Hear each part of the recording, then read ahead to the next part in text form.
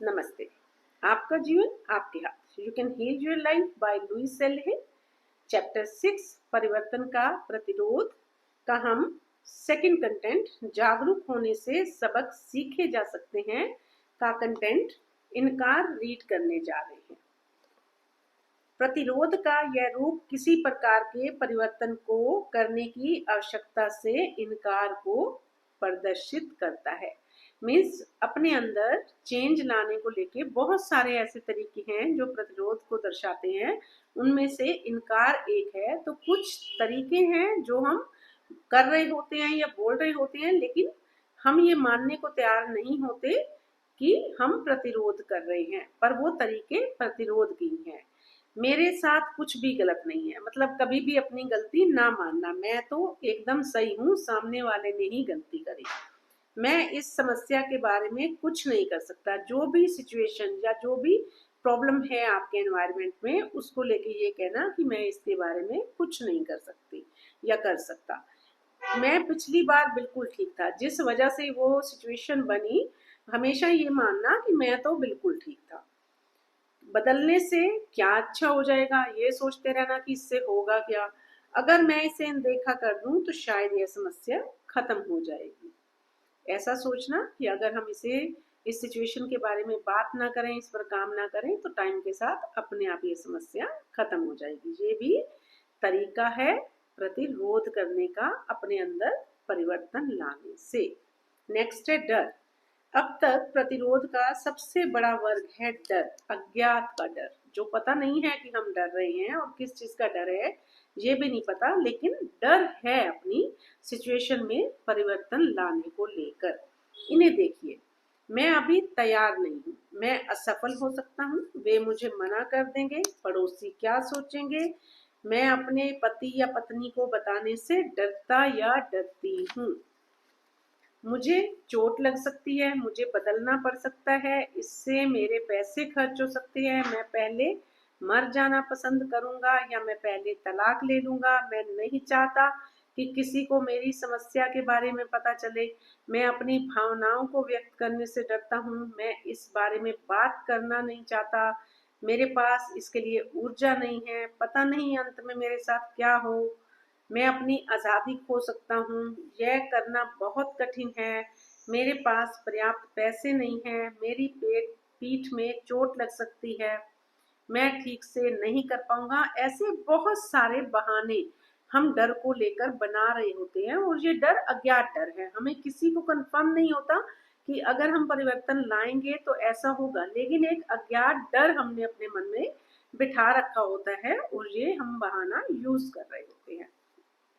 इस सूची में और भी बहुत कुछ है। क्या आपको लगता है कि आप इनमें से किसी तरीके से अपना प्रतिरोध जताते हैं? इन उदाहरणों में प्रतिरोध देखें।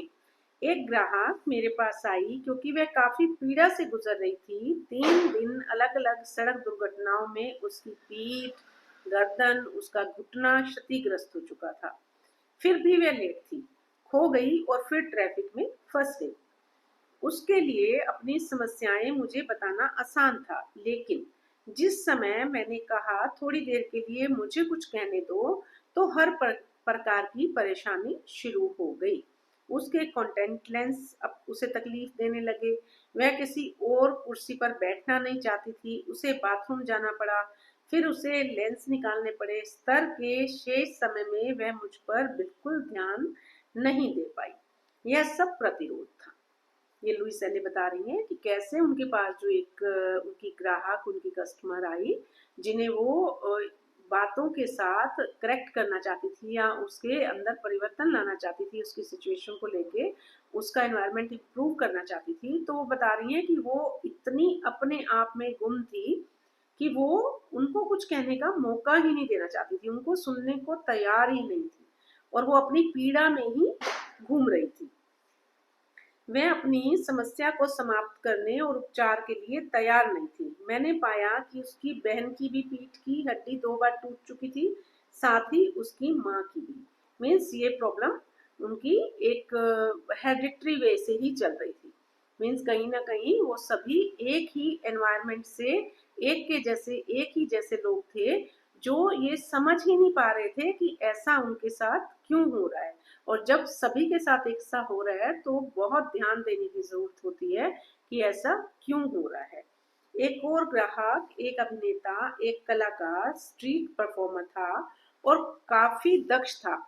वह शेखी उसने शेखी बघारी कि वह दूसरों, खासकर संस्थानों को धोखा देने में कितना चतुर है। वह लगभग हर चीज उड़ाकर बचना जानता था, फिर भी वह ऐसा कुछ नहीं कर पाया।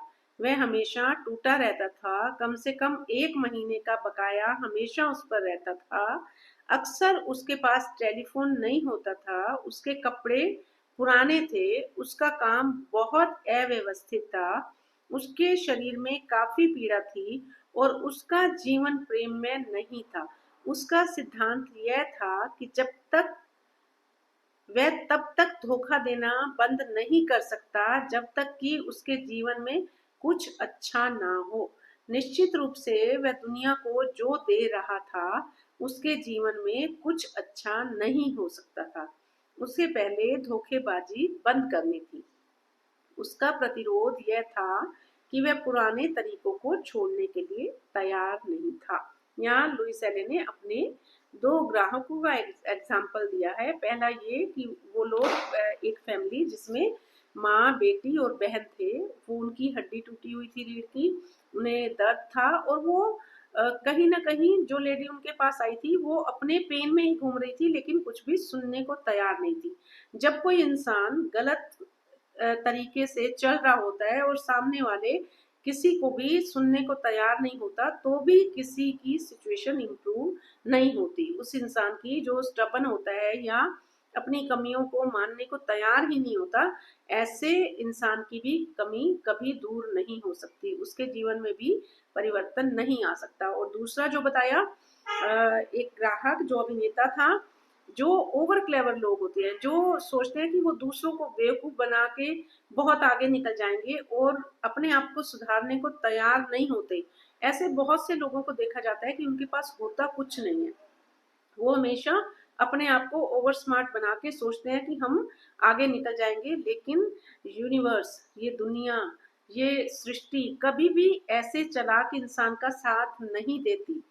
इसे धूर्ती कहा जाएगा।